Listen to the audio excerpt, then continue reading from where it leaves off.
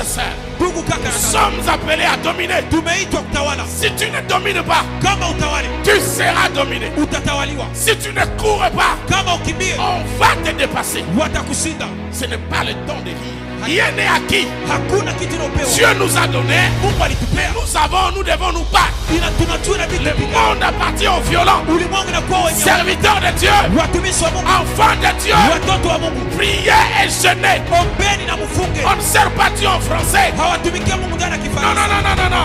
On ne sert pas Dieu en français. On sert Dieu par le sacrifice, par l'obéissance, par la persévérance. C'est fini cette affaire où on parle des démons, les liens traditionnels, les réclamations sataniques, les liens transgénérationnels, les liens. Non. Et puis vous cherchez des bons français pour ça. Je sais qu'il y a des réclamations. Je sais qu'il y a des influences. Mais je suis venu vous présenter un autre lien à la croix de Golgotha. Il y a aussi un lien là-bas qui te réclame. Le lien de la gloire, le lien de la guérison, le lien de l'élévation, le lien de la sanctification. Si les sorciers de ta famille sont en train de la croix aussi tire les ficelles, dites-moi, entre les démons de famille et la croix, qui va gagner le combat? Jésus t'acclame, Jésus te réclame. Ce que moi j'aime, c'est qu'un jour Jésus a dit à Pierre, le diable t'a réclamé, j'ai intercédé, j'ai arrêté ça. Mais quand Dieu te réclame, le diable va intercéder où pour arrêter ça? Lève la main droite et déclare, je suis réclamé par les liens de la croix, les liens de la victoire, les liens de mon salut, les liens de ma bénédiction. Au nom de Jésus.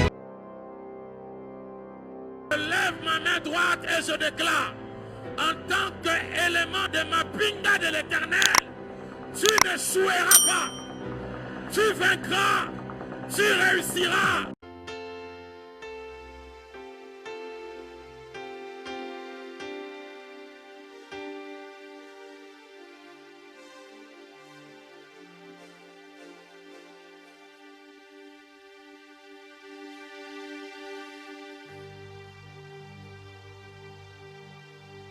On ne veut pas perdre le temps avec cette atmosphère.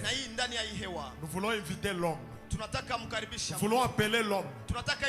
Écoute, quand il va seulement se tenir debout, toi-même tu vas sentir la chair de poule. Tu vas sentir qu'il y a quelque chose d'autre qui va passer ici.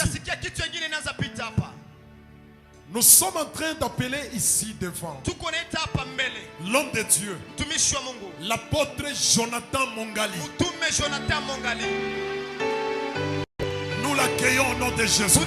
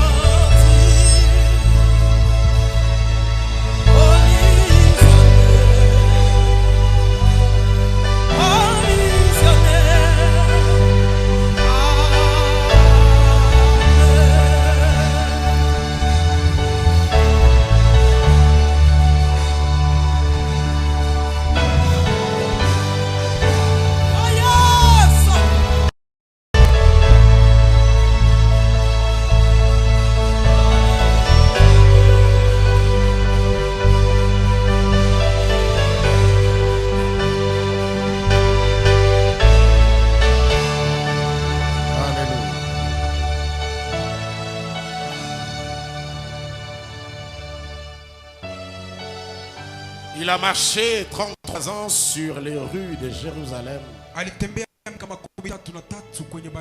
Bethléem et des environs. Il est né d'une femme sans l'intervention d'un homme. Il a choqué l'intelligence des sages à 12 ans. Il prenait l'essence opposée de la logique humaine. Il a arrêté la mort et l'a transformé à la vie. Il n'a jamais été tué, mais lui-même a accepté de rendre son esprit. Il est ressuscité sans la prière d'un pasteur. Il est monté assis à la droite du Père, intercédant pour une âme et une destinée. C'est celui-là mon Seigneur. C'est celui-là mon maître. La raison de mon existence. La preuve de mon succès. C'est lui l'explication de ma bénédiction. Il avait 33 ans. Il était naziréen, habillé à une couture simple, avec les sandales de l'époque. Il a traversé pour annoncer la bonne nouvelle. Jésus-Christ est Seigneur. Jésus-Christ est Seigneur. Jésus-Christ est Seigneur. Nous n'avons que lui. Et en dehors de lui, il n'y a plus personne.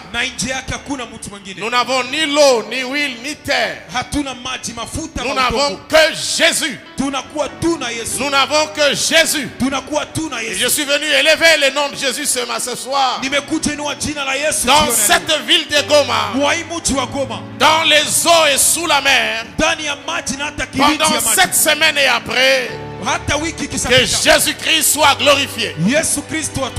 Je voulais demander à quelqu'un de m'aider à dire à Jésus que je t'aime. Je voulais dire à Jésus, je t'aime, Jésus. Accompagne-moi dans cette affaire. Je suis venu dire à Jésus merci. Je suis venu dire à Jésus je t'aime. Voilà ce que le cœur de l'homme a donné au Seigneur. Je ne l'aime pas à cause des costumes qu'il m'a donné. Je ne l'aime pas à cause du travail. Je ne l'aime pas à cause de visa. Je ne l'aime pas à cause de maison. Je ne l'aime pas à cause de véhicules. Je l'aime parce qu'il est Dieu.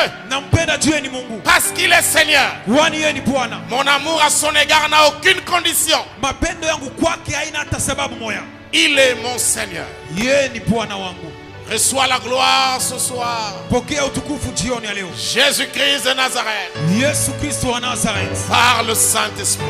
Oh yes. Quelqu'un lève le main et commence à rendre grâce au Saint-Esprit.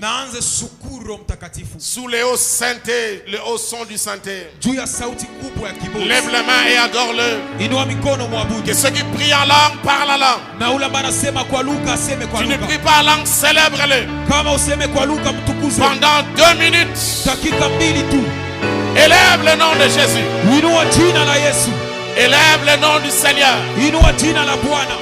Élève le nom du Seigneur. Que tu sois debout ou à genoux. Que tu sois couché. Élève-le. Seigneur, nous t'élevons ce soir. Seigneur, nous t'élevons ce soir. Le Dieu de notre salut. Le Dieu de notre destin. Loué soit l'Éternel. Seigneur, nous t'élevons car sa ce soir. miséricorde durera toujours. Oui, nous t'élevons ce soir. Loué soit l'Éternel. Oui, nous t'élevons ce soir. Car sa miséricorde. Oui, nous t'élevons ce soir. Durera toujours. Oui, nous t'élevons ce soir. Seigneur, décide de toutes choses.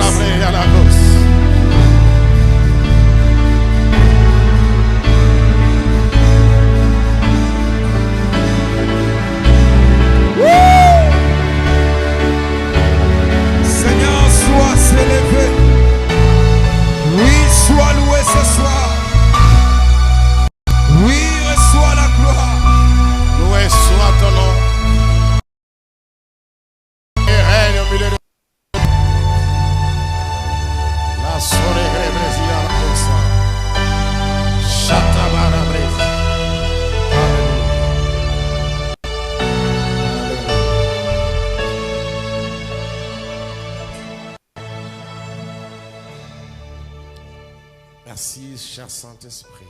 Asante Roho Mtakatifu. Comme tu viens de parler par la bouche de ton serviteur, Yesu umetoka ongea ndani ya kinywa mtumishi wako. il y a une vitesse Kuna upako ya uharaka dans ce programme. ndani ya mpango. Aide-nous à courir. Tusaidie Donne-nous la force de courir. tupatie nguvu ya kukimbia. La force de courir. Nguvu ya kukimbia. Au nom de Jésus. Kwa jina la Yesu. Amen. Amen. Nous acclamons le Seigneur. Tunasangilia Bwana. Nous acclamons le roi des rois. Tunasangilia mfalme wa wafalme. Gloire au Seigneur. Utukufu kwa Bwana. Assoyez bien. Asseyez-vous. Mnaweza keti. C'est toi qui as mis l'offrande? Donne-moi ça. C'est combien? C'est 1000 francs. Gloire à Dieu. Donne-moi mon sac. Viens, viens, viens, viens, viens.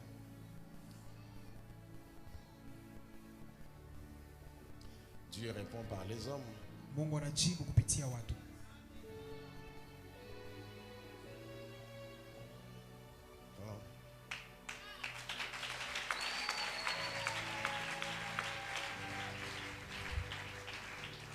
Dieu te bénisse. Nakubariki. Ça m'arrive souvent de faire ça. Inanifikia mara mingi kuifanya. Pour la première personne qui donne l'offrande alors qu'on n'a encore rien dit. Kwa mtu wa kwanza alipana sadaka wakati Ça hatujasema. suppose que comme papa a dit, tu es vraiment venu avant dans la présence de Dieu et tu as entendu ce que les autres n'entendent pas. Ni vile vile kibaba alisema ulikuya mbele uwepo wa Mungu unasikia Si na un kuona homme peut Mungu. faire ça, que Dieu fasse plus. Amen. Dieu te bénisse. Mungu akubariki. Alléluia. Amen. Quelle bénédiction pour moi Baraka gani kwangu de rencontrer des pères. kukutana wa baba. Je voulais profiter avant de passer par les fils des pères. Nilitaka faidika nikipita kwa wana wa baba. Que j'étais un peu dérangé Nilisumbuliwa kidogo quand on a présenté le patriarche wakati waliakilisha wa baba et les gens étaient assis. na watu walikuwa wanaikala. Dans la marche avec Dieu, j'ai appris ce qu'on appelle le respect du sacré. Wakati nimejifunza kutembea na Mungu, nimejifunza vile vile kuheshimia ile ya samani. On n'est pas père par hasard. Mtu akuwe baba kwa bure. Et tout homme de Dieu marche avec l'alliance de son Dieu. Na kila mtumishi wa Mungu anatembea na agano ya baba yake. Et quand on nous présente un père et un patriarche, Wanapotuwakilisha baba ama baba nous mmoja, honorons la présence de Dieu dans cet homme. tunaheshimia uwepo wa Mungu ndani ya yule mtu. Faites-les à tout moment. Muifanye kila mara. Et faites-les de tout votre cœur. Na muifanye vile vile kwa moyo wenu wote. Que cela ne soit pas protocolaire, Pia kupangiwa. mais que cela vienne de votre cœur. Itoke wenu. Et vous verrez la bénédiction. Utaiona baraka.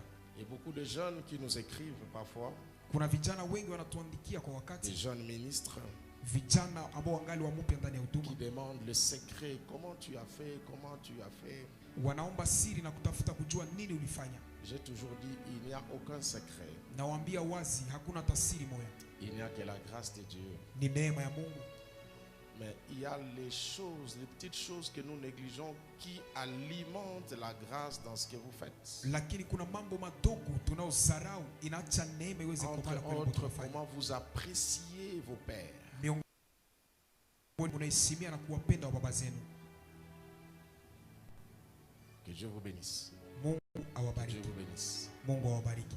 De voir un papa comme ça qui a une profondeur terrible. Alors si tu es jeune et que tu n'as pas de révélation, tu dois être délivré, parce qu'un père comme ça qui sort de choses graves, Kuona baba wa hivi ambaye kuna kilinzi ya hivi, kama uko kijana na uelewe, ça inabidi challenge les jeunes. anachemsha vijana.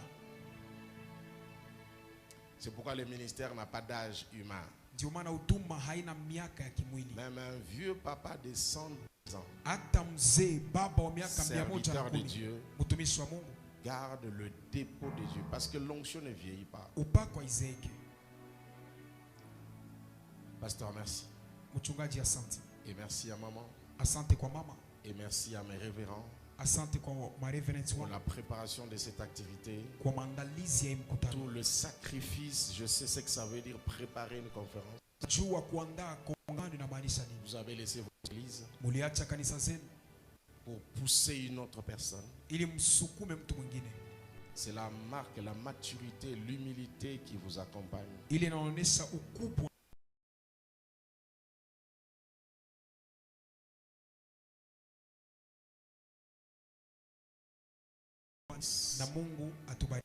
Amen. Nous allons parler par la grâce de Dieu pendant 5 jours, 6 jours, 5. Et soyez rassurés. Le Dieu des échos et des traces va accomplir littéralement des signes et des prodiges. Parce que moi je ne crois pas à un Dieu d'histoire. Je crois à un Dieu vrai, présent et réel. J'ai prêché la première fois à Goma à la 8e CEPAC chez Papa Bouligo à l'époque. Paix à son âme. Vers 2005 ou 2006, je ne sais plus.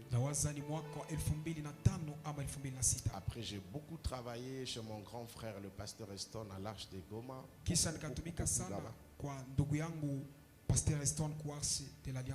Je travaillais dans une église quelque part ici, j'ai oublié le nom. Et voilà, à Goma, j'ai beaucoup travaillé à l'époque ici. Et quand j'arrive, je salue toujours des aînés. Parce que c'est très important. Amen. Croisière de Wam. Aujourd'hui, je vais introduire par notre repère, notre référence, quelqu'un qui avait réussi à régner à son époque et dont les œuvres continuent à travailler jusqu'aujourd'hui. Je pourrais parler de David, d'Abraham, mais lui il est le top. Et j'ai voulu qu'en mon introduction, que ce soit lui notre repère, notre référence de quelqu'un qui veut ou qui peut régner par Jésus-Christ. Donc nous allons prendre la personne de Jésus qui a régné et qui continue à régner. Laissez-moi vous dire, Église, que l'Église de Dieu, corps du Christ, qui est une ambassade de Dieu sur la terre, est née dans la puissance et par la puissance. J'aimerais que cela reste dans votre esprit tous les jours. L'Église est née par la puissance et dans la puissance. Si j'aurais dit aux disciples, la formation est finie, je vous ai donné la parole, allez-y. Il a dit non. Nous sommes dans la démarche d'Ézéchiel 37. Il ne s'agit pas seulement de prophétiser, réunir des éléments, rassembler des ossements, le revêtir de la chair et de la peau. Mais il faut aller au-delà de cela. Appeler l'esprit pour que ce qui a été dit soit animé par ce qui va souffler dessus. Ainsi donc Jésus dira, attendez l'esprit. Attendez l'esprit. Le Saint-Esprit, l'autre consolateur, il est le directeur de programme de l'église. C'est lui qui travaille pour que Christ soit glorifié. On ne le prêche pas, mais on le présente pour que lui nous présente. C'est pour qui il est venu sur représenter. Il a dit, il ne parlera pas de moi, mais de Jésus de Nazareth. Une jeune sœur servante de Dieu était venue me voir. M'a dit, mais papa, je suis venu te voir parce que je n'arrive plus à libérer la puissance de Dieu comme avant. Quand je fais des services, ce n'est plus comme avant. Je lui ai posé une seule question. Qu'est-ce que tu prêches? Car la puissance de Dieu n'accompagne pas tout ce qu'on dit. La puissance de Dieu n'accompagne que l'évangile. Il est écrit, l'évangile est une puissance. Plus nous avançons, plus nous sortons de l'évangile pour prêcher des principes de la terre, du leadership et d'autres choses qui ne peuvent pas enfanter la divinité. Nous sommes nés des églises de nos pères.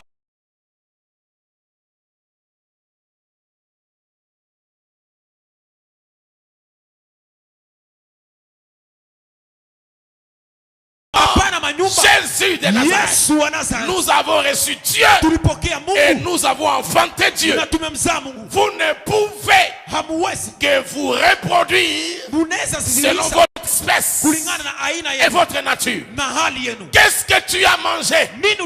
C'est ce que tu vas évacuer. Est-ce que je parle à quelqu'un? L'heure est arrivée de retourner à la parole et que Jésus reste le centre de toutes choses. Le miracle, ce n'est pas un problème de la montagne. Le miracle, ce n'est pas un problème de jeûne. Le miracle, ce n'est pas un problème de séminaire. Le miracle est une vie naturelle dans l'église de Dieu. Mais pourquoi on se bat pour le miracle? Parce que le peuple et le prédicateur, nous sommes au parvis. Il n'y a pas de gloire au parvis. Il faut aller dans les lieux très saints. C'est noir, mais c'est là que déclenche la puissance. Nous n'avons pas besoin de cela. 100 000 vues, c'est pas mal, mais c'est pas l'objectif. Car si c'est ça le problème, les mondes ont plus de vues que l'église. Et tous ceux qui ne vous regardent ne vous regardent pas parce que vous êtes bon. Il y a aussi de ceux qui vous regardent parce qu'on leur a dit que tu es voleur. C'est pourquoi il est entré pour te voir. Donc toute vue n'est pas vue. Est-ce que je parle à quelqu'un? Nous sommes venus cette semaine parler de Jésus de Nazareth. Seul Jésus-Christ, par la puissance du Saint-Esprit, qui va transformer le reste. Et lorsque tu l'auras rencontré dans une autre dimension, alors tout ce dont tu as besoin, tu vas le ramasser. Tu vas le ramasser. Il a dit cherchez d'abord le royaume et le reste vous viendra par-dessus. Est-ce que je parle à quelqu'un?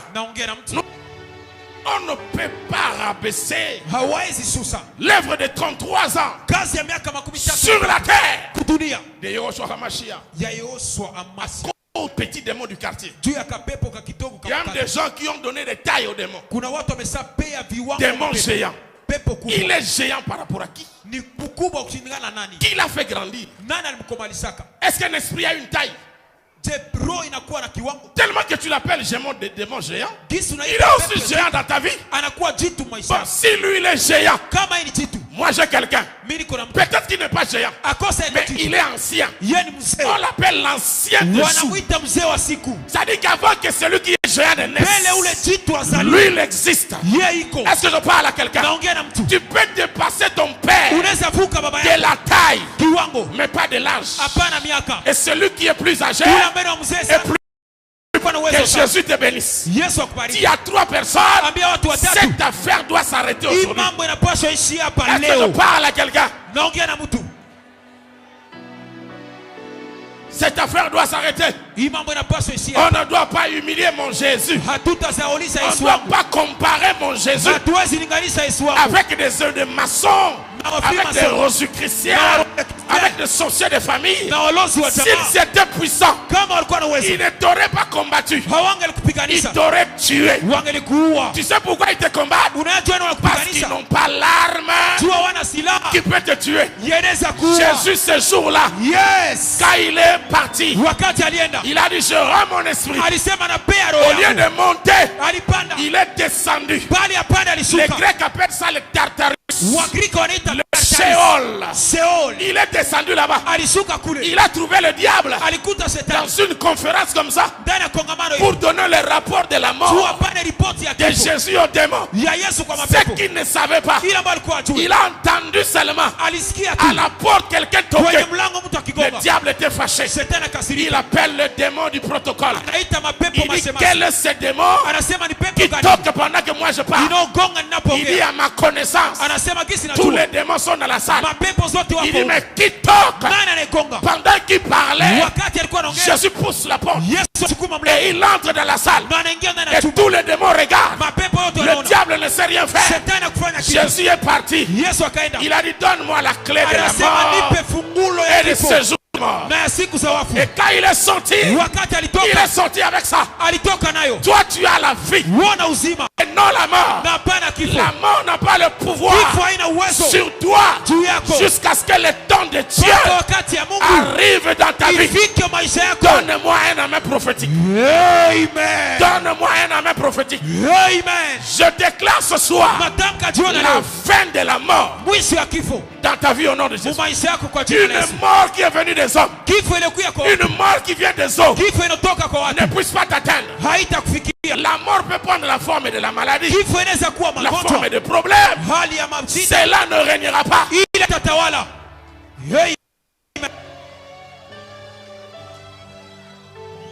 Un homme de Dieu a dit, si les gens meurent à cause des prophéties des esprits de mort, moi je suis déjà mort plus de 6000 fois.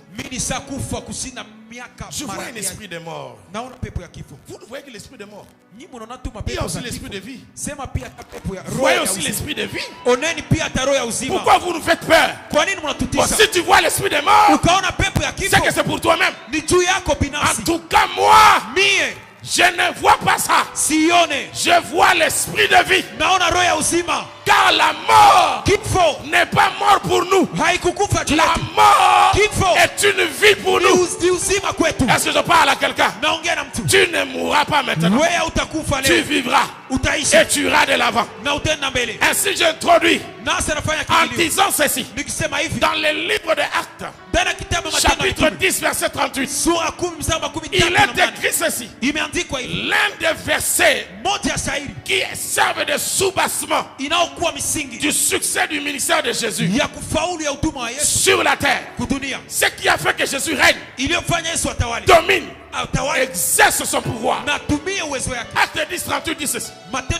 Vous savez comment Dieu a oint de force et du Saint-Esprit Jésus de Nazareth, qui allait de lieu en lieu faisant du bien, délivrant tout ce qui était sous l'emprise du diable, car Dieu était avec lui. Ce que j'aime dans ce verset, il commence par, vous savez comment Dieu, et termine par, parce que Dieu était avec lui. Si vous voulez régner, il faut que Dieu soit l'alpha et oméga de tout ce que vous faites. Si vous voulez régner, exercer le pouvoir, il faut que vous commencez avec Dieu, pour Dieu, par Dieu, et que vous terminez avec Dieu, pour Dieu, par Dieu. J'ai mon fils qui a 33 ans aujourd'hui, que beaucoup de gens connaissent, qui a chanté Sekele à Gaël, qui a chanté Moto et Moto à Gaël. Il est en ce moment aux États-Unis en tournée, je ne sais pas ce qu'il fait là-bas. Un jour je lui ai dit, petit, Dieu n'exauce pas ta voix.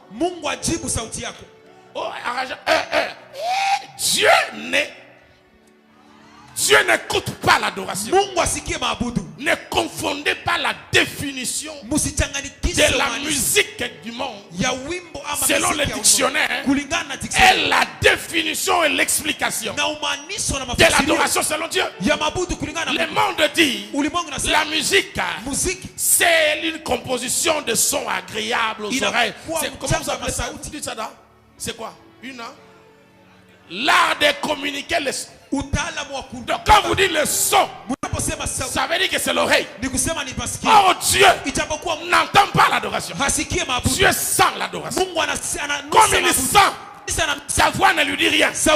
Mais c'est l'odeur de ce qui sort de ta voix que lui sent et il récupère. Même si tu chantes comme moi, tu ne respectes pas les do et les la. Mais si l'odeur est bonne, la gloire descend dans la salle.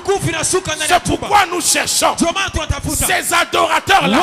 Quand ils mettent le doigt dans le sainteté, vous avez l'impression que XOR est en transmutation. Il change de nature. Il faut que quelque chose change. L'église n'est pas un lieu naturel. L'église est une école surnaturelle. Tout ce qui se fait doit toucher l'âme, doit sensibiliser l'esprit, pas la tête, mais les choses profondes. Est-ce que je parle à une personne? C'est pourquoi je lui ai dit toujours, il faut, quand tu pars chanter, ne cherche pas qui va danser, qui va acclamer.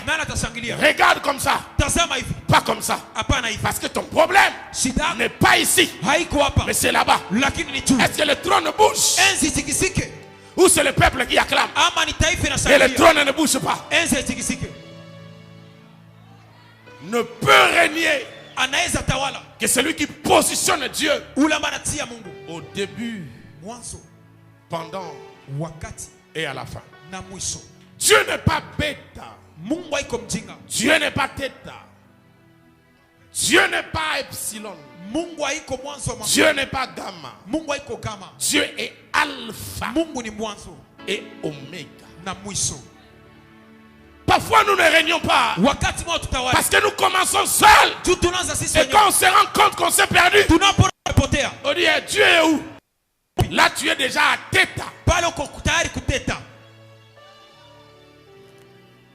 Mais tant que tu respires, il y a possibilité de se rattraper dans la présence de Dieu. J'ai parlé avec mes fils pasteurs. J'ai dit quand nous étions jeunes et quand on invitait un pasteur, on entendait une seule chose: laissez-moi le temps de prier et je te reviendrai. Aujourd'hui ça a changé. Laissez-moi regarder les calendriers et je te reviendrai. C'est maintenant les calendriers qui nous dirigent. Ah, je serai libre, je serai libre. Donc je viendrai. Tu viendras avec qui? Ta tête, ton expérience, ton français. Vous pensez que le diable parle français plus que toi?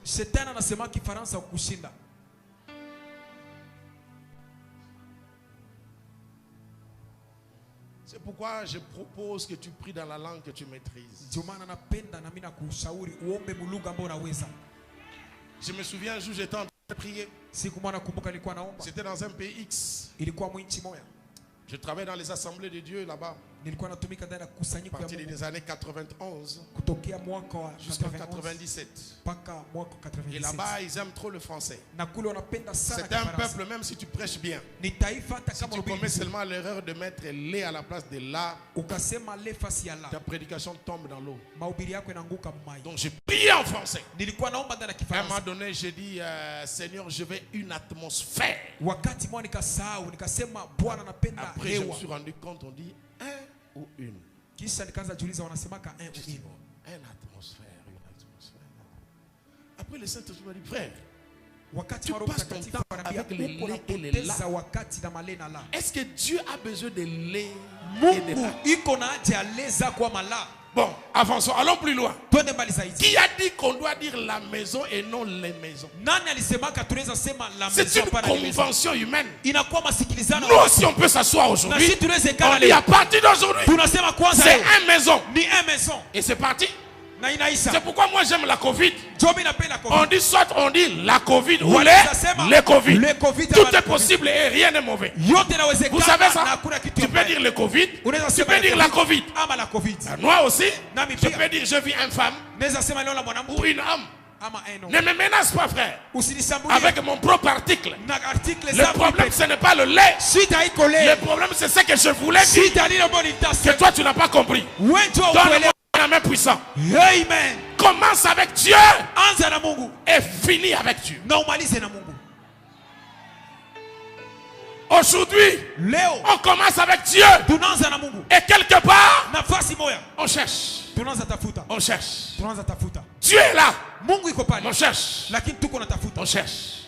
Vous cherchez quoi? Vous cherchez qui? Ah, il y a un homme, un tribishop vers Ghana là-bas. Si tu imposes les mains, les choses changent. Mais était loin. Tout ce qui est loin n'est pas de Dieu. Dieu a toujours été là. Est-ce que je parle à quelqu'un? Donnez-moi un seul miracle qui était loin du bénéficiaire. Donnez-moi un seul. Et je vais te prouver que tu es en erreur. Donnez-moi un seul miracle qui était loin. C'est lequel? Donne-moi un miracle. N'aie pas peur, sois courageux. Un miracle était loin. Je sais que tu connais. Donne-moi, c'est pas l'école. Donne-moi. Tu vas aider beaucoup de gens. Un miracle qui était loin de la personne qui cherchait les. C'est où? C'est quoi? C'est quel miracle? Hein? De Lazare. Le miracle était loin. Ah. Quoi encore? Le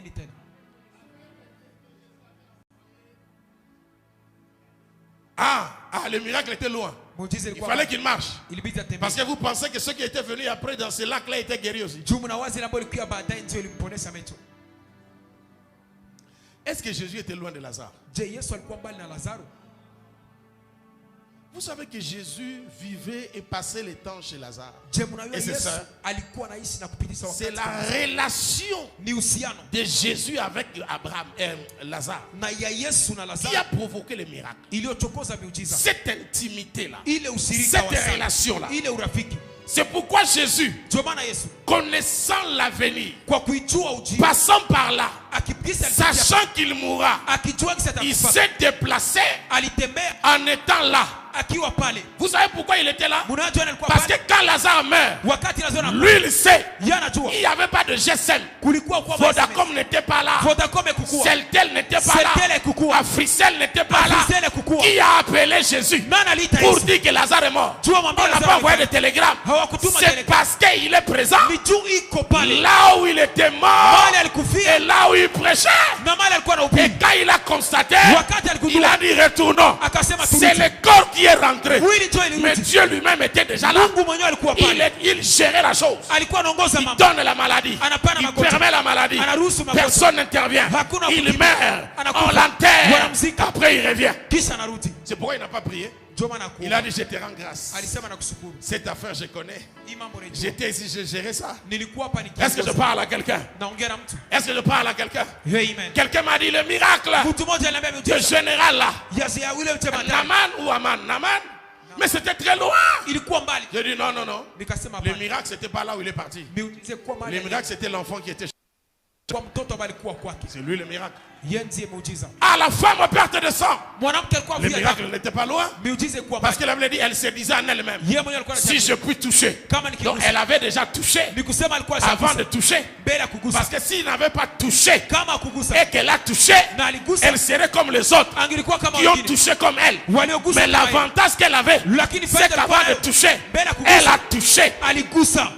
Venir à l'église, c'est pas venir s'asseoir, c'est venir avant de venir. Depuis la maison, tu dis Père, je vais à ta rencontre. C'est cette présence-là qui donnera la vie à ta présence ici. Mais si tu es venu sans venir, tu ne rencontreras personne.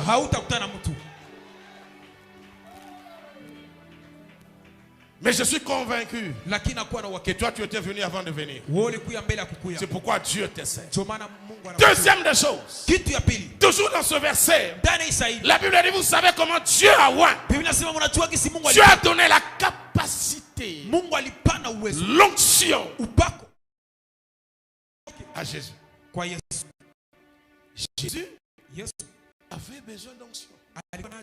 Si Jésus, pour réussir et régner, avait besoin d'onction, qu'est-il de toi et moi? Luc 4, 16 à 18. Ce jour-là, il a pris le livre et il a lu ça. L'Esprit du Seigneur est sur moi. Il m'a oint. Pour, ça veut dire, le succès dans le travail vient de la capacité qu'on lui a donnée. Et la capacité qu'on a donnée a été donnée pour le travail. On ne donne pas l'onction comme réserve dans une banque où tu ouvres un compte d'épargne. L'onction n'est pas un compte d'épargne. L'onction est un compte courant. On ne reçoit pas l'onction pour la garder. On reçoit l'onction pour travailler. Beaucoup de gens ne règnent pas parce que soit ils n'ont pas reçu l'onction, soit ils l'ont reçu, mais ils ne la font pas fonctionner. J'étais très jeune. J'ai reçu le Seigneur à 17 ans. J'étais élève. Et la physique me compliquait parce que je faisais maths physique. J'avais un devoir bizarre que je n'arrivais pas à comprendre. Je sortais d'une retraite de 3 jours parce que j'étais intercesseur. Et sous le soleil brillant, j'étais dans mon salon. J'essayais de lire, je ne comprenais pas.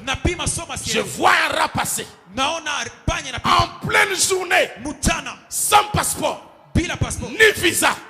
Il quitte la salle de bain, la cuisine, vers la chambre. J'ai dit, mais ce garçon ici, il ne sait pas qu'il y a la deuxième ici. Je suis de la deuxième spirituelle. Ce que j'aime avec nos pères, ils nous ont prêché la foi. La foi est la mère de toutes choses. Tu as besoin du travail, crois. Tu as besoin du mariage, crois. Tu as besoin de gagner, crois. Tout passe par la foi. Oh, la foi vient de la parole. Donc, ne peut avoir la foi que quelqu'un qui est soumis à la parole. Celui qui fuit la parole n'a pas de foi. Et celui qui n'a pas de foi n'aura pas de résultat. Aujourd'hui, les gens n'aiment plus la parole. Ils aiment le service.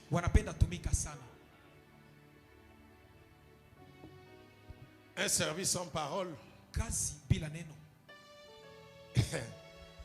pas un service. Parce que la Bible dit, Jésus confirmait sa parole par des signes. Donc, il faut qu'il y ait la parole pour que les signes viennent confirmer. Mais si les signes viennent d'eux-mêmes, sans parole, ça devient suspect. Donc j'ai vu les rats étant en train de passer. Je suis sûr, venant de la cuisine, il a beaucoup mangé et il ne savait pas courir.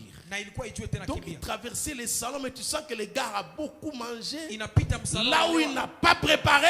En tout cas, notre maman avait 6 enfants et lui n'est ni le dernier ni le cadet, ni l'aîné. Alors qui lui a dit d'aller là-bas manger alors que ce n'était pas l'heure? Et il est même rassasié.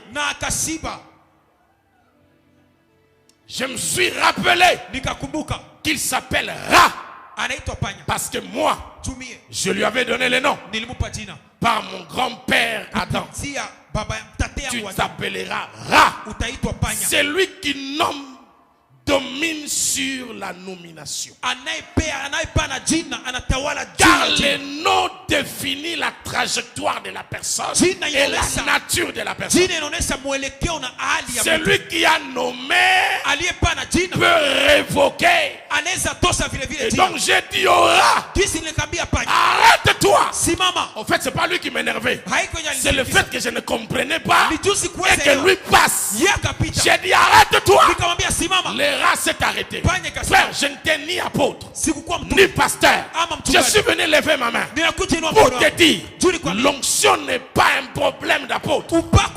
L'onction n'est pas un problème de prophète. L'onction n'est pas un problème d'évêque. Je suis évêque, archevêque. L'onction, c'est le problème de la présence de Dieu dans ta vie. Que tu sois protocole, que tu sois chant, que tu sois intercesseur, tu portes l'onction. Et avec ça, Jésus peut se glorifier. Est-ce que je parle à quelqu'un? Considère ton identité. Le rat s'est arrêté. J'ai pris le livre de la physique. On appelait ça quoi? Haché ou quoi? Haché. Comment on appelle ça? On a écrit là derrière. Haché. Ça fait longtemps. Bon, comme je n'aimais pas les cours, je ne voulais pas retenir les noms. Le livre est parti se poser sur les rats. Les rats écrasés. Et mort. En tout cas, je n'ai pas regretté sa mort. C'est vrai qu'elle avait déclaré pleure avec ceux qui pleurent, mais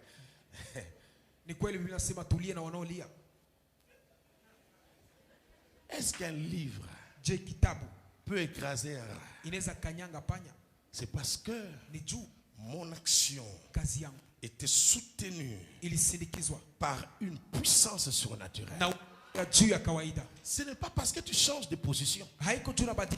Nous allons chasser les démons. Quand nous prions, nous sommes comme ça. Quand on dit seulement chassons les démons, c'est comme si entre ta position et le résultat, il y a quelque chose. Il n'y a rien.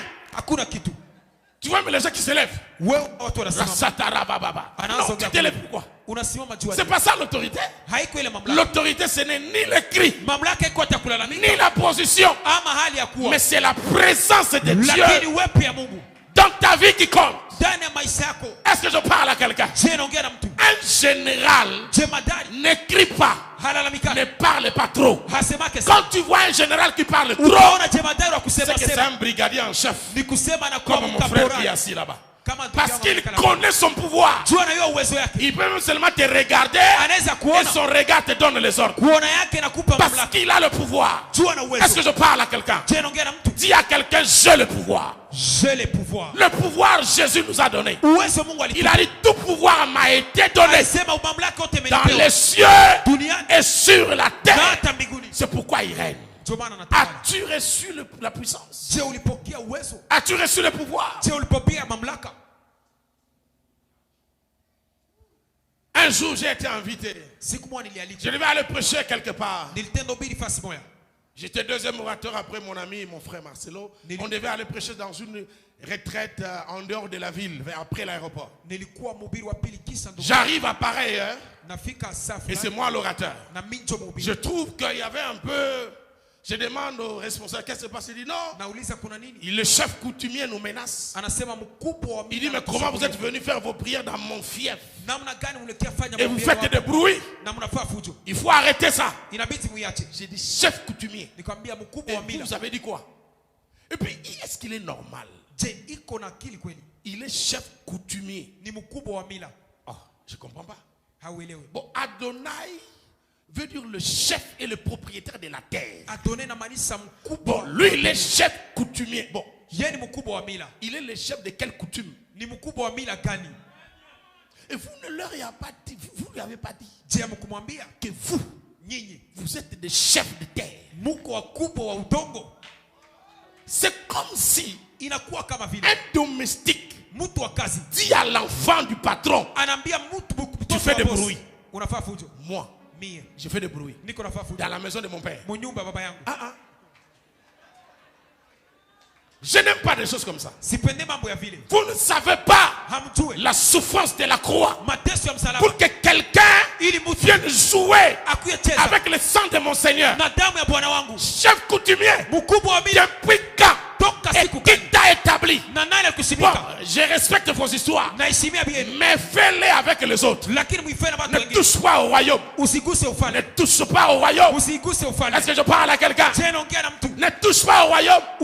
J'ai dit au pasteur, aujourd'hui, je suis venu mettre fin au royaume qui menace Jésus. Je n'ai cité le nom de personne. J'ai seulement dit que dans ces quartiers, que Jésus seul reste Seigneur. J'ai prêché. Je suis parti. 10 minutes après avoir démarré, le pasteur m'appelle. Il y a un problème. Je dis quoi? Il dit il était assis chez lui sur son trône.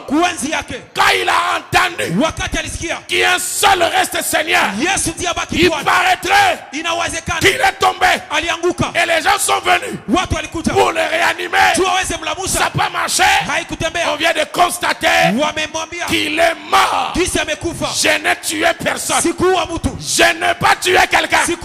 J'étais seulement venu dire que Jésus-Christ reste le seul Seigneur dans cet endroit. Je lève ma main et je proclame à quelqu'un qui est debout avec sa main levée, aujourd'hui et à jamais, ici à Goma, Jésus-Christ reste le seul Seigneur. Dans ta maison, dans ta famille, au travail, dans ta santé, Jésus Christ de Nazareth reste le seul Seigneur. Il est Seigneur. Il est Seigneur à cause de l'onction. C'est pourquoi vous lisez Acte 12, Acte 13, après avoir imposé les mains à Paul et à son compagnon, la Bible dit quand ils sortent, première barrière, par Jésus. Par Jésus. Il voulait menacer l'évangile. Menace Paul. Mais ne touche pas l'évangile. On ne touche pas au royaume. Joue avec moi. Pas avec Jésus. Et ce que j'aime, c'est quoi? La Bible souligne. Rempli du Saint-Esprit. Paul dit. Pourquoi l'écrivain est revenu sur ça? Rempli du Saint-Esprit. Et Paul dit. C'était pour nous dire que la suite dépend du fait que Paul était roi. Veux-tu courir? Faites comme Jésus. Reçois l'onction. L'onction ne vient pas pour que les gens tombent. Crie. Non. Ça, ce sont des éléments extérieurs. Mais l'onction fait plus que ce que vous voyez. L'onction transforme. L'onction change. L'onction aiguise. L'onction équipe. L'onction éclaire, illicite. Quand tu vois quelqu'un tomber ou parler en langue, ce sont des signes extérieurs. Mais ce n'est pas tout ce que l'onction fait. Parce qu'il y a des gens qui disent je n'ai pas été touché. Pourquoi? Oh, parce que je n'ai pas parlé en langue. Non! Tu peux être touché sans toucher l'autre. Dieu peut décider que celui-ci soit touché de telle manière et l'autre de telle autre. Le problème, c'est que tu reçois l'onction. Malheureusement, aujourd'hui, malheureusement, même le chrétien et le prédicateur ont touché au feu étranger. Tout simplement parce qu'ils veulent devenir des stars. Il n'y a que Jésus qui est la star. Avoir une église de 100 000 personnes ne veut pas dire que Dieu est avec toi. On ne reconnaît pas le ministère par le nombre de gens. On reconnaît le ministère par l'authenticité de la parole et la mission que Dieu t'a donnée. Moi j'avais un père spirituel qui est mort avec une église de 22 personnes. Pendant que moi j'ai plusieurs églises. Donc je ne la définis pas par du fait qu'il n'a que 24, non. Je la définis du fait qu'il a reçu un pouvoir, une onction qui dépasse les 24. Dieu a donné à celui-ci un talent, l'autre 2 et l'autre 4. Celui qui donne ou qui devient, qui amène 8. Non, quand le chiffre arrive à 8 et que moi le chiffre arrive à 2, moi aussi j'ai 10 sur 10. Lui aussi il a 10 sur 10. Parce que j'avais reçu 1, j'ai amené un autre. Lui il a reçu 4, il a reçu 4 autres. Est-ce que je parle à quelqu'un? Dieu n'est pas à ce niveau-là. Dieu est ailleurs. La mission qu'il t'a donnée. Je ne suis pas en train de dire n'évangélisons pas. Non, je suis seulement en train de dire ne reçois pas, ne fais pas l'AVC parce que tu as tellement travaillé. L'église n'avance pas. Pour ton information, il est écrit, Dieu a mené chaque jour dans son église ceux qui étaient sauvés. Donc, le vrai évangéliste qui amène, c'est Dieu lui-même. Laisse Dieu amener les gens. Pendant que tu travailles, laisse-les amener. Je vais terminer ce soir. Toujours en parlant de Jésus. On a dit qu'il a reçu l'onction. Dieu était avec lui. Il a reçu l'onction. Et il allait. Bien aimé, tu ne peux pas régner sans exercice, sans service, sans travail. La première des choses que Dieu donne à l'homme, ce n'est pas une femme, c'est le travail. Tu ne peux pas, dans ton époque, dans ta génération, régner si tu ne fais rien. Aujourd'hui, je vais m'attarder sur travailler dans la maison de Dieu. Une dame est venue me voir un jour. M'a dit, papa, je ne mets pas au monde. J'ai appris que tu as une grâce sur les femmes qui ne mettent stériles, dites stériles. C'est une information que je donne à toutes les femmes dites stériles qui sont ici. Vous n'êtes pas stérile. On vous appelle stérile. Et dans la Bible, toute femme appelée stérile a fini par avoir un enfant, à part celle qui était maudite. Donc si on t'appelle stérile, l'année prochaine, on viendra présenter les bébés. Et Dieu te bénira. Elle me sort un verset. Il dit, et pourtant, regarde, il est écrit, il n'y aura pas de femmes stériles. J'ai dit, le verset ne commence pas par là. Exode 23, 25 commence par ceci. Vous servirez l'Éternel. 2 points. Dieu bénira vos eaux et vos pains. Il n'y aura pas parmi vous. Le vous là, c'est vous servirez. Donc ne tombe pas sur ça si tu n'as pas réglé la première chose. Et je pose la question à la femme. Que fais-tu à l'église? Ah, moi je n'aime pas de problème. Quand moi je viens, je prie et je pars. Je dis non, ce verset n'est pas pour toi. Si c'est pour ça, sors. Je ne peux pas me baser sur ça. Sur la grâce de Dieu, oui. Mais sur ce verset, non. Tu ne remplis pas la condition. Dans la maison de Dieu, appelée l'arche de l'alliance, la première maison physique de Dieu sur terre, il y avait tout, sauf une chaise. Il y avait même une table, mais pas de chaise. Tu sais pourquoi? Dans la maison, on ne s'assoit pas. Tout le monde travaille. Si tu veux expérimenter le pouvoir de Dieu dans ta vie, entre dans le service. Fais quelque chose dans la maison. maison de Dieu. Fanya kitu mnyumba ya Mungu. On n'a pas besoin de fidèles. Hatuna haja waaminifu. Non. Hapana. On n'a pas besoin de membres. Hatuna haja wanamemba. Non. Hapana. Ça c'est au parlement. Ile inakuwa kwa parlement. Ici, hapa on a besoin de disciples. Tuna haja wafuasi. Or un disciple, Mfuasi c'est celui qui ni ule ambaye imite le maître. anaiga Bwana. Or le maître Bwana ne dort pas. halale. Il travaille à tout moment. Anatumika wakati yote. Oh, j'ai 1000 membres, c'est pas une église. Niko na kanisa wana memba. J'ai 1000 fidèles, c'est pas une église. Niko na memba. J'ai 1000 disciples. Ah, ça c'est une église. Niko na wafuasi 100. Quand tu entres ici, Kisu unaingia hapa. il compte pas. Hahesabu. Il compte comme ça. Anachukua Lui ne compte pas 1, 2, 3. Lui Yeye compte hesabu kama 1, sasa. Moja, 2. mbili. Donc il cherche Anatafuta tes disciples. wafuasi. Et tu disciples, Je wewe ni mfuasi. qu'est-ce que tu fais Unafanya nini? dans la maison de Dieu? Munyumba ya Mungu.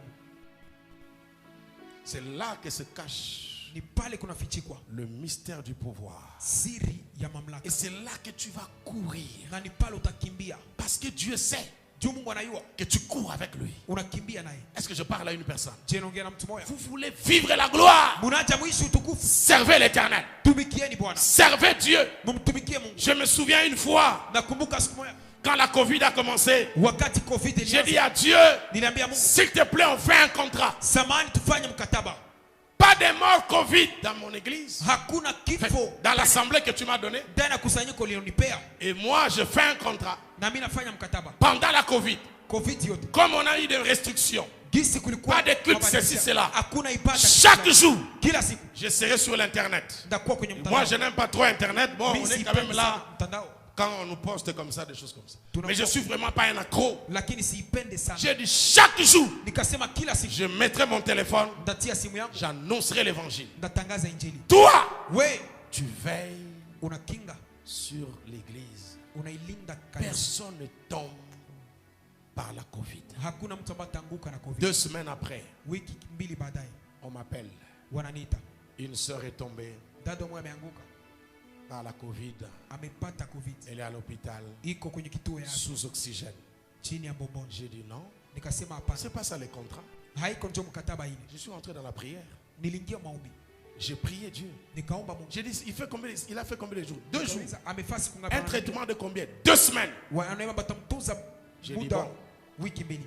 Comme il va faire 2 semaines, Gisi atafanya wiki mbili. je prie Dieu. Nikaomba Mungu, Dieu, dans 3 jours, msiku tatu il a sorti cette personne akatosole du coma où il était. ndani ya magonjwa ututi mahali Les alikuwa. médecins n'ont pas compris Waganga wakuelewa comment dans 3 jours namna gani msiku tatu les choses se sont passées. mambo ilipitika. Pourquoi? Kwa nini? Je servais Dieu. Nilikuwa natumikia Et Mungu Dieu, dans le service, na Mungu ndani ya kazi a réglé la situation. akapana Est-ce que suluhisho je kwa hiyo parle à shida. quelqu'un? Naongea na Parfois, il ne faut pas se battre. kwa wakati mosi pigane. Parfois, il ne faut pas crier. Kwa wakati mosi lalamike. Servez. Tumika. Servez. Tumika Et vous allez voir. na mtaona. Tu commences à servir. Unaanza La tumika. stérilité part. Utase Tu naenda. commences à servir. Unaanza Les tumika. maladies disparaissent. Magonjwa yanapotea. Servez. Tumika. J'ai dit aux serviteurs de Dieu, Naambia watumishi wa Mungu, persévérez dans ce que vous faites. mudumu mwile ambao Et mnafanya vous verrez la na vitesse mtaona waraka dans les choses de Dieu. mu mambo ya Mungu. Comme je disais, je m'arrête là aujourd'hui, c'était l'introduction. Nilisema leo naishi hapa, leo ilikuwa ni kiingilio. Mais Dieu m'a dit de prier pour quelques personnes. Mungu aliniambia niombe watu fulani.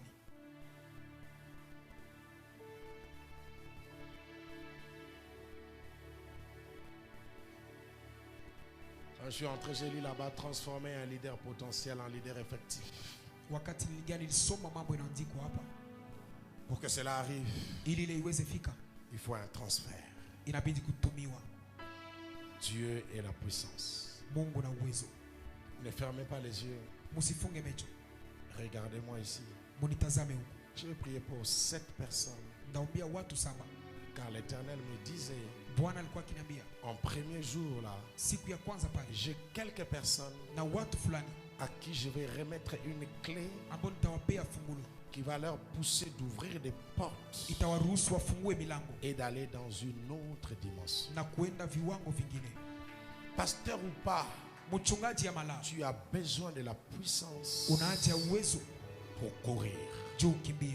Les anges de Dieu ont été relâchés pour ça Wa malaika wa Mungu walitumiwa juu ya et hii ils sont dans cette salle. na wako ndani ya chumba. Et les 7 premières personnes que la puissance de Dieu localise, je prie pour eux et leur histoire change. Est-ce que je parle à quelqu'un? Ne fermez pas les yeux. Regardez-moi ici.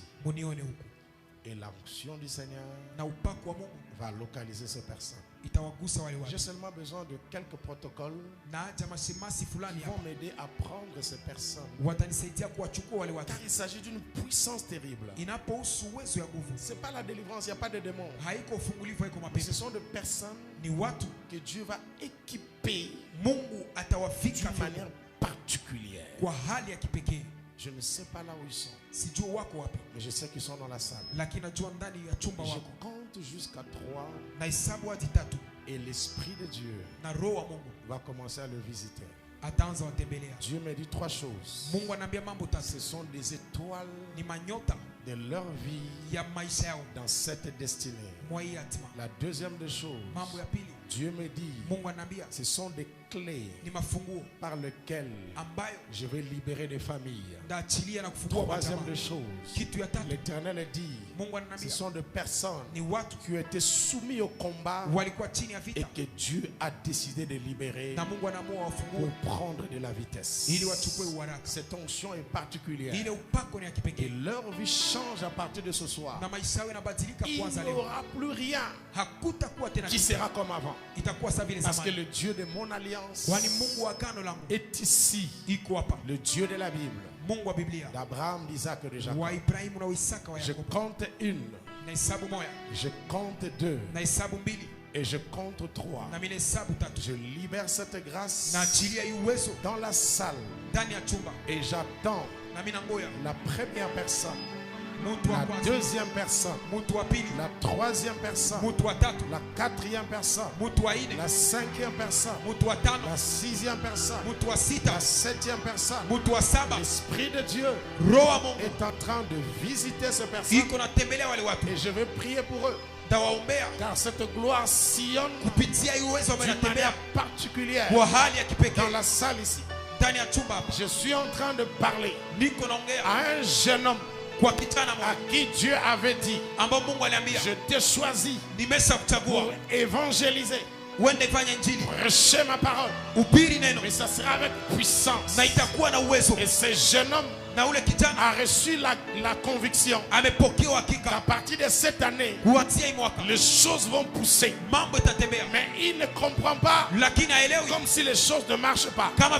Le ciel est ouvert et je vois une main descendre, toucher ce jeune homme. Et l'Éternel dit, à partir de maintenant, je te connecte sur le boulevard de la vitesse. J'aimerais que ce jeune homme que l'Esprit touche soit amené ici. Il y a un signe. Il y a un signe. Amène-le ici rapidement. Je commence par ce jeune homme là.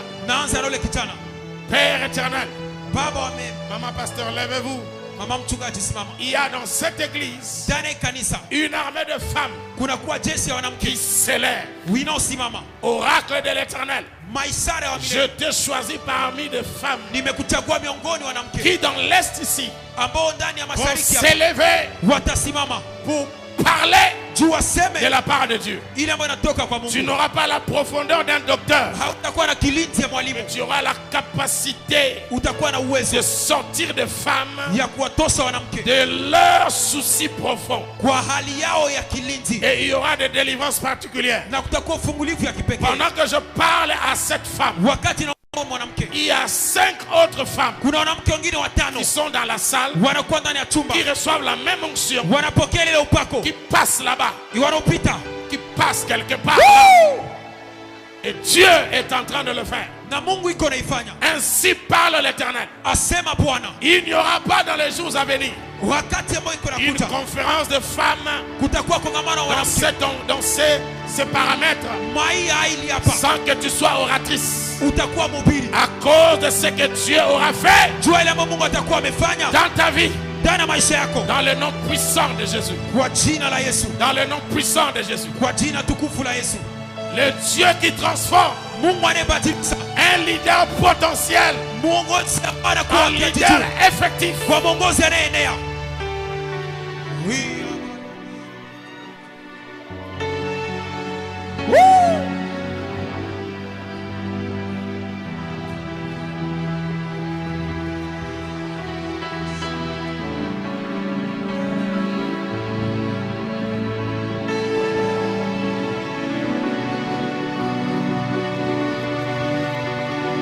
Le monde des ténèbres. Le monde des ténèbres ne te menacera plus. Pas à cause de toi, mais à cause de Dieu.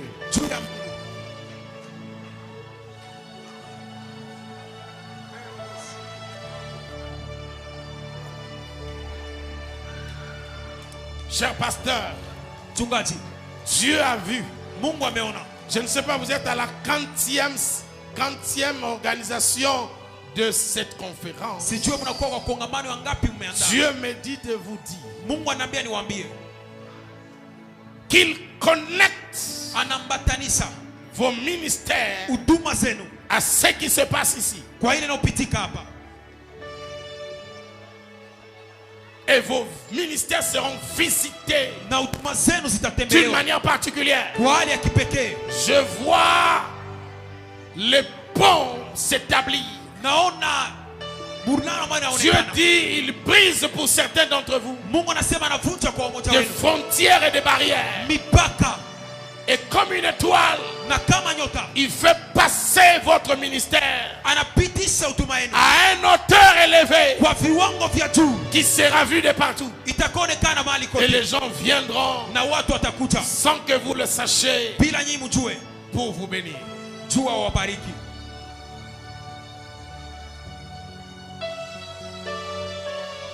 Tu as été la première à se connecter à la grâce que Dieu m'a donnée. Que Dieu efface tout ce que le diable a voulu faire dans ta vie. Et que les choses changent. Lèvons-nous tous. Lève la main droite. On chante ce cantique. Yoshua.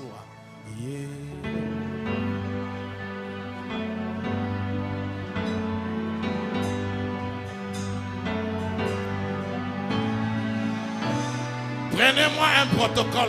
Un protocole est en train d'être visité.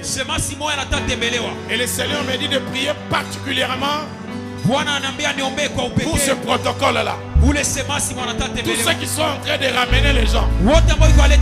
Parmi eux, il y a quelqu'un que l'Esprit touche.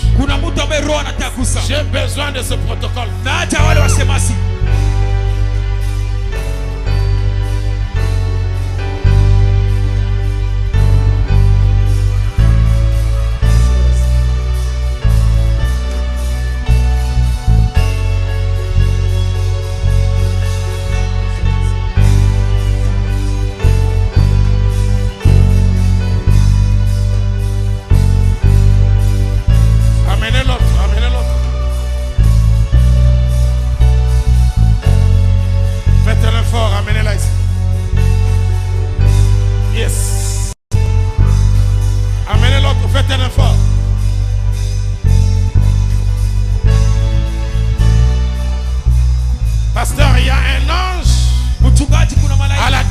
De la chorale. Cette personne qui sera touchée maintenant, qui se trouve à la chorale, reçoit une onction à double vitesse. Oui.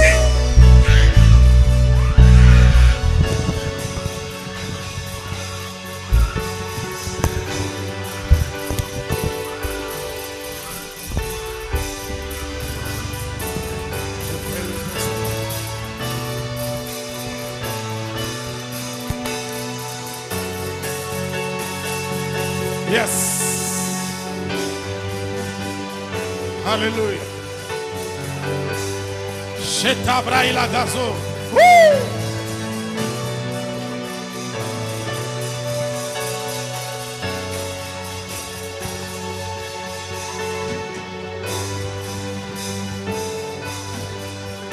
Chante, chante, lève les mains, lève les mains. Inua mikono uimbe. Yeshua, Yeshua, Yeshua, Yeshua.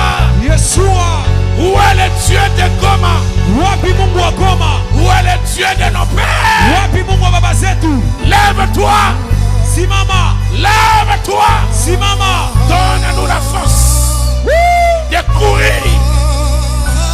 Donne-nous la force Tupe nguvu de courir. ya kukimbia.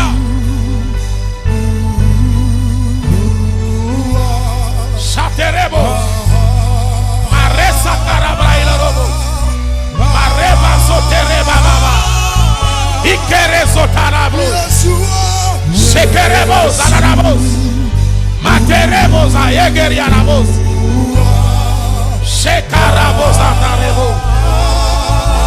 Yes.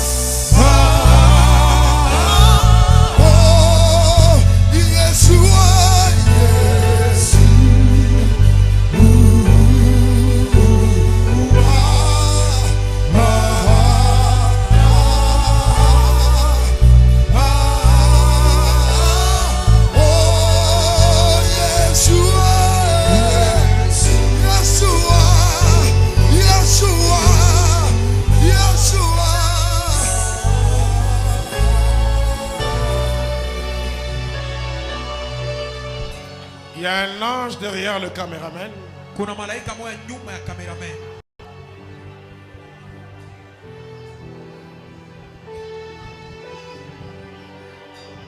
Le Seigneur me dit Bwana ananiambia qu'il y a une main sur toi. ana mkono Toi, wake juu yako. toi, Exaucé, toi. exaucé.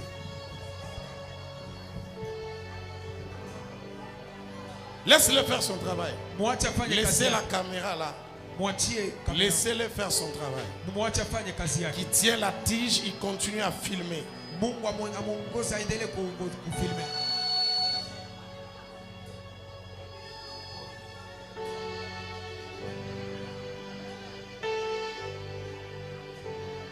Écoute-moi. Nisikie. L'Éternel a décidé Bwana ameamua de te récompenser. akulipe. J'ai rencontré au Canada un petit garçon. Nilikutana Canada kijana wa kidogo. Il m'a dit que j'ai prophétisé pour lui, ça fait 18 ans passés. Ananiambia nilimtabiriaka miaka À 10 l'âge Goma. kule Goma, Asia Goma. Et là au Canada, il vit des choses que j'avais dites. Il avait environ 5 ou 6, 7 ou 8 ans. Na kule Canada naishi mambo ambayo nilimwambiaka Oracle de l'Éternel. maishara ya Bwana. Cette nation était point de départ. Hii taifa inakuwa mwanzo wa Je ne kupanda. sais pas comment cela va se faire. Sijue gisi itafanyika. Mais une porte s'ouvre. Mlango mmoja inafunguka Et l'heure arrive na wakati imefika où il va consoler ton cœur. ambao atafariji baba Vous yako. savez que l'Éternel est le Père des orphelins. Bwana anakuwa baba mayatima. Il prend en charge Anachukua kwa des gharama gens qui n'ont plus de moyens. watu ambao hawajiwezi tena. Dieu dit de la même manière Mungu anaambia vile vile que tu permets aux gens unaruhusu watu de voir le travail de Dieu waone kazi ya Mungu par ce que tu fais, kwa ile ambayo de unafanya. la même manière Vile vile que Dieu va t'exposer Mungu atakuonesha dans les jours à venir. kwa siku zinazokuja. Reçois la grâce Pokea neema. en ce moment. Hey, celle qui est à côté, c'est qui? C'est sa mama, C'est qui? sa mama. Sa mère. Amen, la maman. Mulete mama.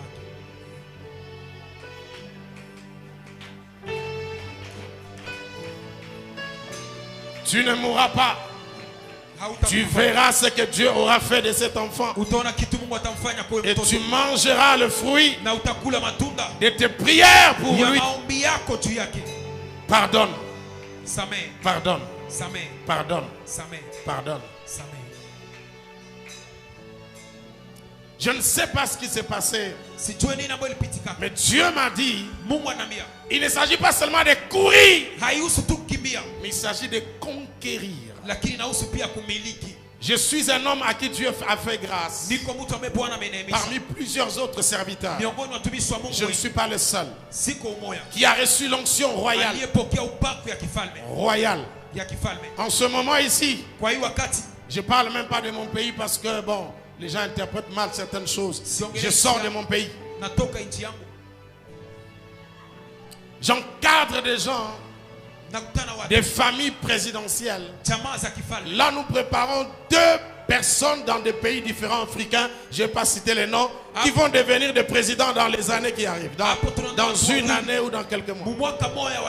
C'est une grâce que Dieu m'a donnée. Et la royauté de Dieu ne passe pas par l'université. La royauté de Dieu ne passe pas par l'héritage familial. La royauté de Dieu passe par lui-même. Et il t'impose dans la société. Ce soir, je vais donner ces enveloppes pour la royauté d'une personne. Pour la royauté d'une personne.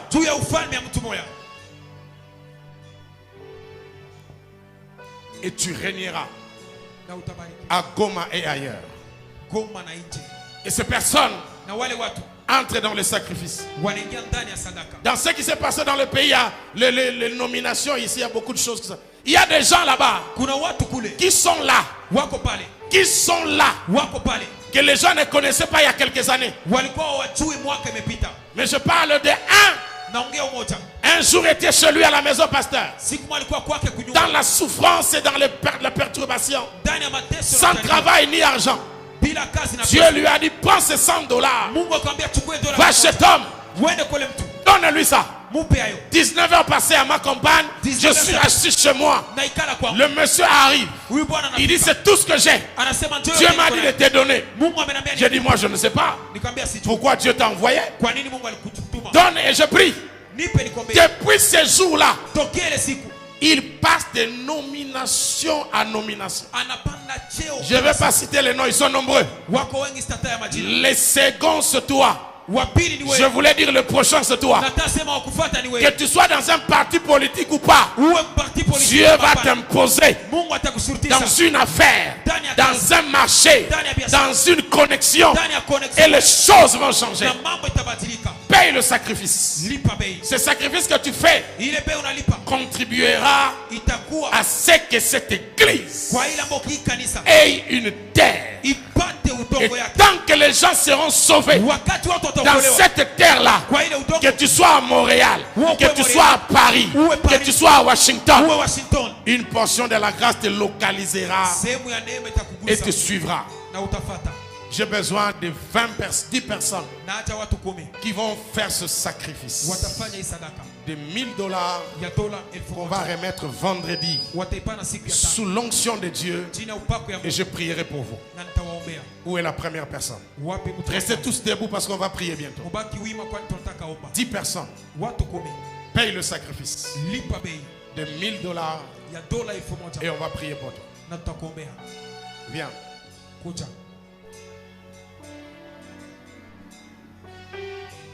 Viens.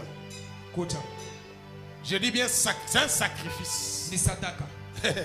Parfois vous achetez vos cabellos, vos chaussures, vos costumes à beaucoup d'argent qui ne change rien. Paye le sacrifice. Le Dieu de Jonathan Mongali va te positionner. Je sais de quoi je parle. Et ceux qui connaissent mon ministère savent de quoi je parle. $1000. J'ai besoin de 10 personnes ici. Tenez, restez là. J'ai besoin de 10 personnes ici. Lève-toi. Faites vite. Moi, je ne traîne pas avec les appels. Il s'agit de ta bénédiction. Je ne traîne pas. Viens, viens, viens. Bats-toi, fais le sacrifice. Sacrifice.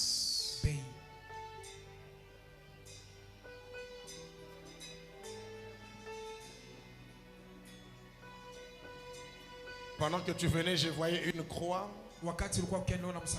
Et on a cassé ça. Après, j'entendais une voix. Nous ne comprenons pas comment elle continue à vivre. On avait signé son décès il y a longtemps. Qu'est-ce qu'il fait qu'elle continue à vivre?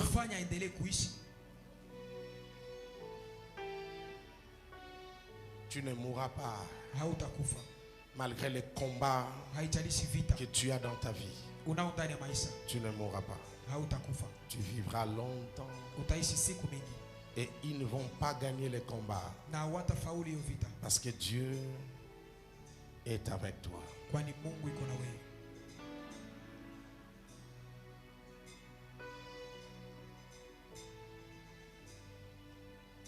J'attends les autres. Restez là, maman.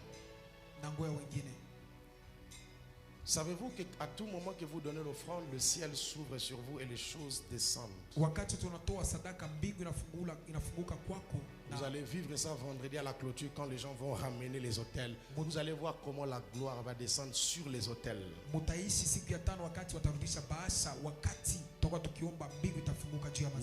venez.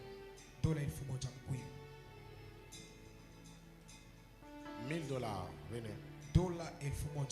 Payez le sacrifice, payez le prix. Dieu vous bénira. Payez le prix. Payez le prix.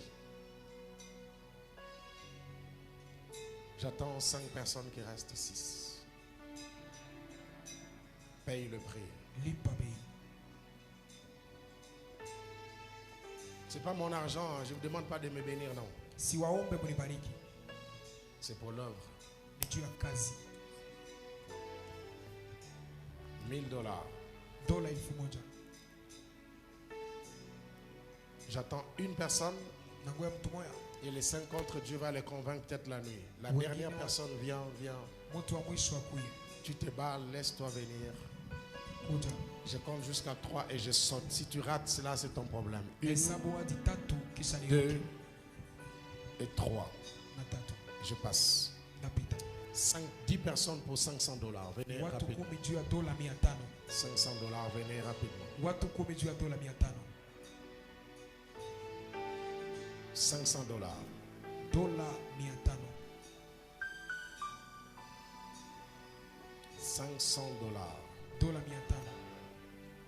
Viens te connecter à la grâce. Moi, je ne demande pas trop l'argent quand je prêche, mais Dieu m'a mis à cœur pour le travail qui se fait. 500 $. Assoyez-vous. Assoyez-vous. 500 $. Viens rapidement. Il nous reste. On a déjà dépassé le temps. 500 $.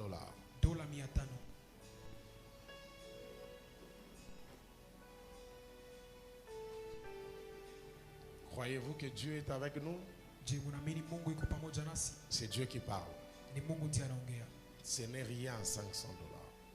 Venez rapidement, on termine dans 5 minutes. Ne sortez pas s'il vous plaît sans la bénédiction, c'est très dangereux. On termine dans 5 minutes. Ne sortez pas sans la bénédiction. Demain on va terminer à 18 h, excusez-nous pour aujourd'hui. 500 $. Qui vient prendre? Vous allez remettre vendredi ou dimanche prochain. Venez prendre. Il n'y a personne?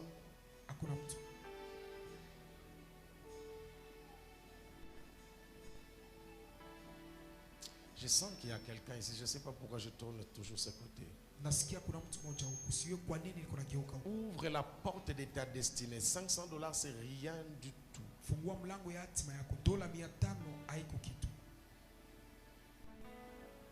Je compte jusqu'à 3. Si vous ne venez pas, je m'arrête là. Je ne vais pas descendre. 1, 2 et 3.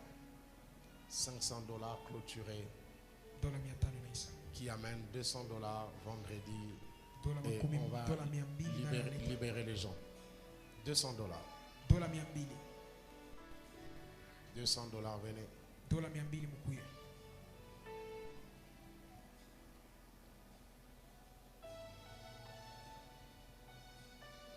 Le Dieu que je sers. Le Dieu que je sers. Le Dieu que je sers. Nous sommes en ligne, je ne vais pas donner certains exemples parce que ça va être un peu compliqué. Je connais mon Dieu. Je connais mon Dieu. 200 $, venez prendre. Jeunes sœurs, frères, vous qui préparez la destinée, l'avenir, venez prendre. C'est pour votre libération et délivrance.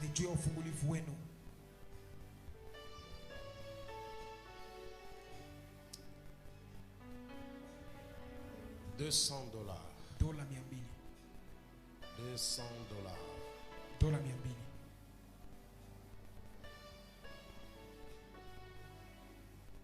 $100. Dola 100. Dieu bénira à chacun selon les sacrifices qu'il fait. Mungu atabariki kila mtu kulingana na sadaka anayoifanya.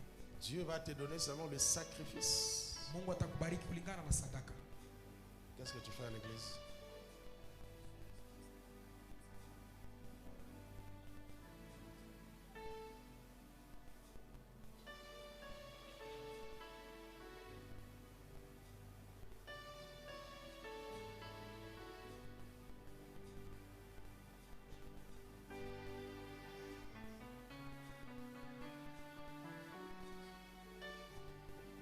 C'est fini.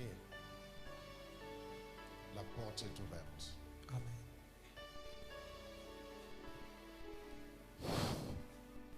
La porte est ouverte.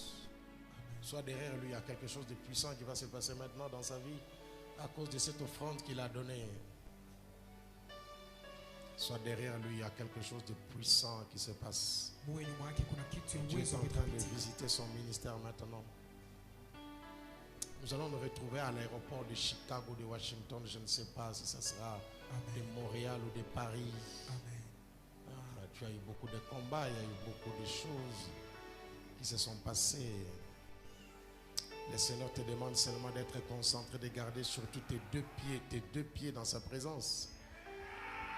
Si je suis serviteur de Dieu, reçois cette onction de la part de l'Éternel maintenant.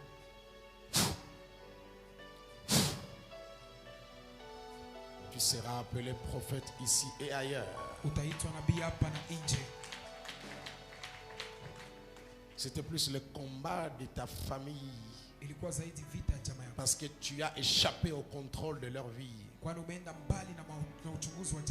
Mais Dieu va t'honorer pour ça. Amen. Désormais, mon Dieu sera ton Dieu. Amen.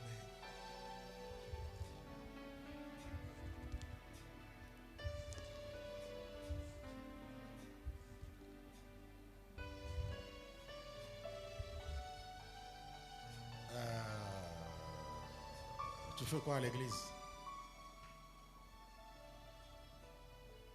Tu fais quoi à l'église? Tu es adorateur? Lecteur de la Bible.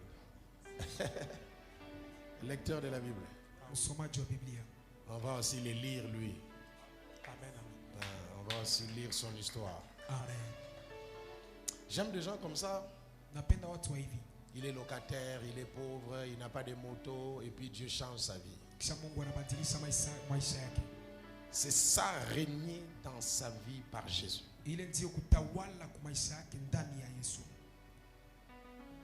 Derrière cette offrande se trouve la consolation. J'ai la clé de faire entrer des gens dans leur destinée. Entre maintenant. Amen. J'ouvre cette porte. Amen. Shebrega Soriamare.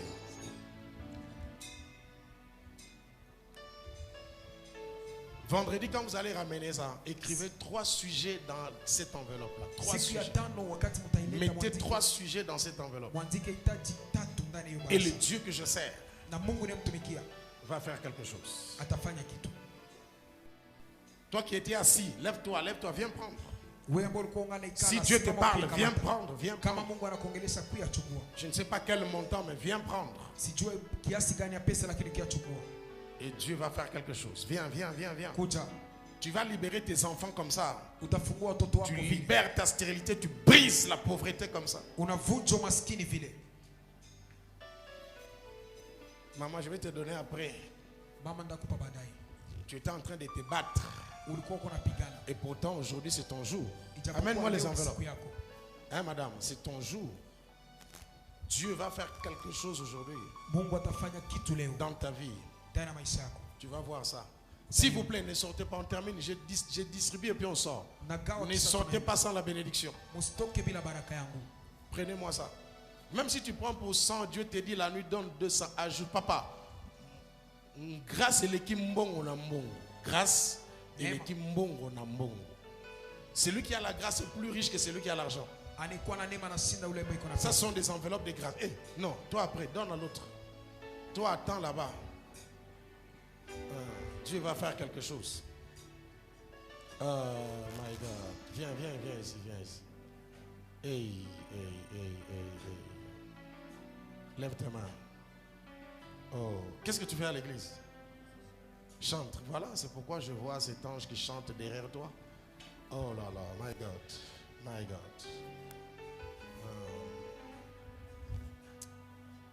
Derrière cet hôtel, il y a un miracle. Derrière cet hôtel, il y a un miracle. Donnez-moi les enveloppes. Derrière cette offrande, il y a un miracle. Dimanche, je prie pour chacun lorsque tu remets l'enveloppe. Pour chacun. Pourquoi tu veux prendre deux?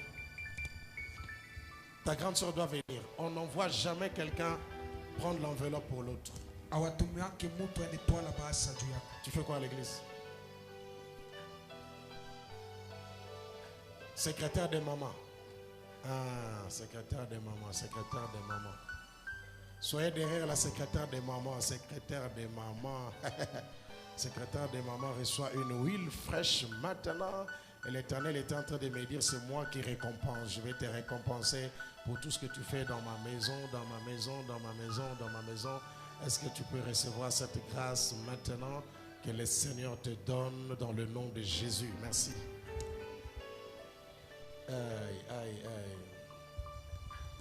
Qui n'a pas encore pris? Faites vite. Qui encore?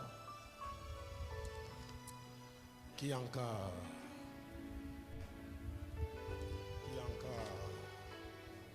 Bon, protocole, aidez-moi.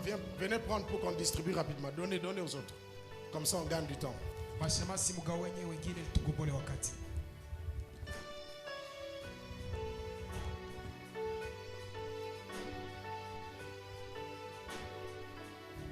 Dieu m'a dit de te dire qu'il t'aime beaucoup. C'est tout ce qu'il te dit aujourd'hui. Cette prophétie, c'est la plus grande prophétie de ma vie. Quand Dieu dit que je t'aime, ça dépasse tout ce que tu peux entendre. Est-ce que tu comprends? Arrête de pleurer, arrête de te soucier. Dieu t'aime beaucoup. Dieu t'aime.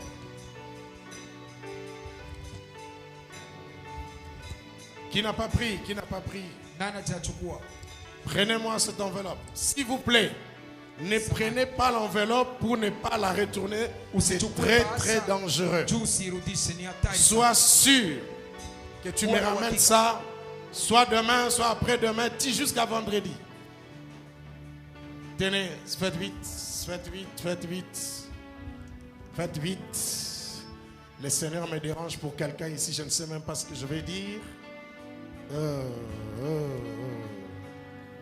Donne-moi ta main. Le doigt ici, ça, voilà, c'est ça. Il est où? Hein? Il est ici.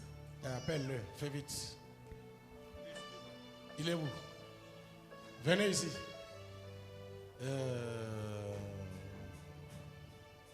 Donne-moi ta main là où il y a. Il faut remettre ça vite et puis on va voir le reste après. Seigneur, Dieu est en train de visiter ce couple. Ce couple est en train d'être visité. Les promesses que Dieu avait faites vont devoir s'accomplir dans le nom de Jésus. Et tous les combats qui s'est levé depuis le début, avant que vous puissiez vous marier, Dieu avait donné la victoire. Il donne encore la victoire. Il va bénir ce que vous faites particulièrement et enlever les souffrances. Je chasse cet esprit qui amène parfois certaines choses. Je ne vais pas entrer dans les détails. Je vous déclare béni. Mon frère, sache que cette femme t'a été donnée. Homme, femme, sache que ce mari t'a été donné. Gardez-vous dans la justice et l'amour de Dieu. Vous allez expérimenter des choses particulières. Je vous bénis dans le nom de Jésus. Ce fait. Qui encore?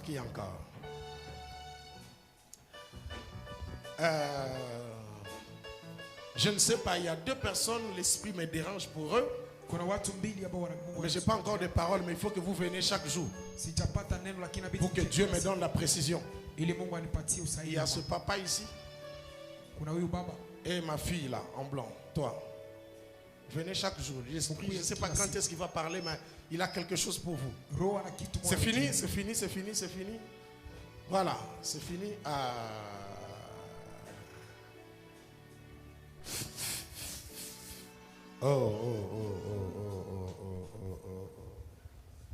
Voilà, moi aussi j'ai pris ma... Ah, c'est la maman ici.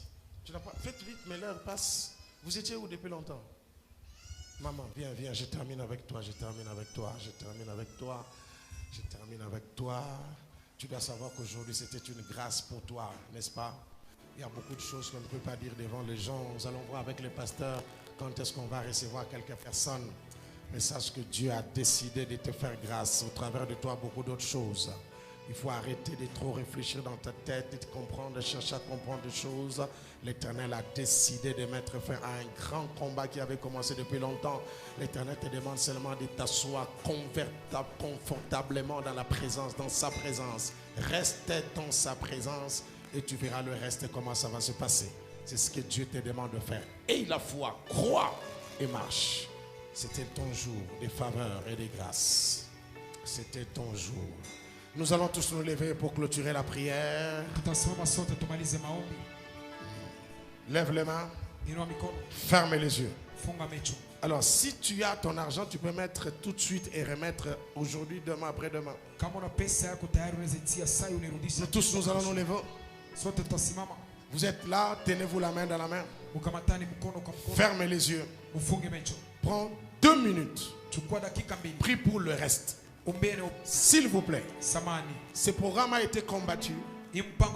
À un moment donné, je me demandais même si j'allais venir. J'ai saigné.